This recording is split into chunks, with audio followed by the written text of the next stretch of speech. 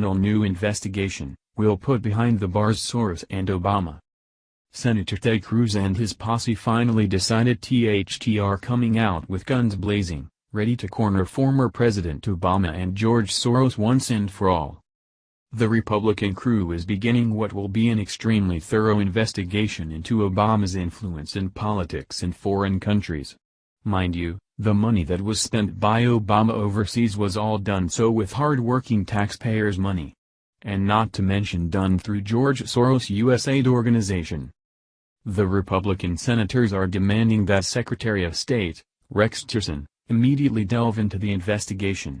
Their hope is that the investigation will uncover what really happened when the Obama administration attempted to sway foreign elections.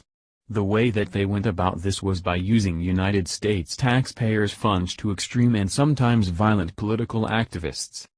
Numerous conversations between foreign diplomats were released, outlining current political tampering by the Obama administration's State Department. This included using hard-working taxpayers' money to go directly to support far-left causes in Albania, Latin America, Macedonia, and all the way to Africa.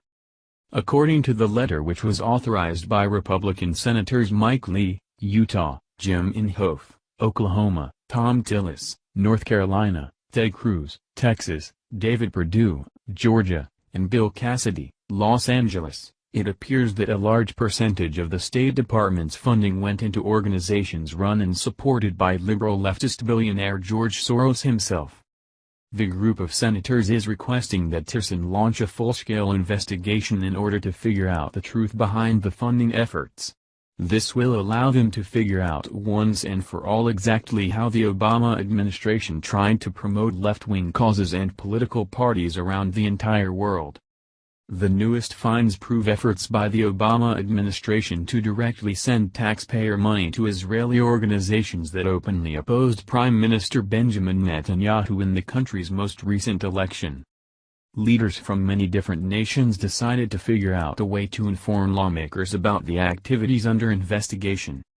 Mike Lee made the statement. Over the past few months, elected officials and political leaders of foreign nations have been coming to me with disappointing news and reports of U.S. activity in their respective countries.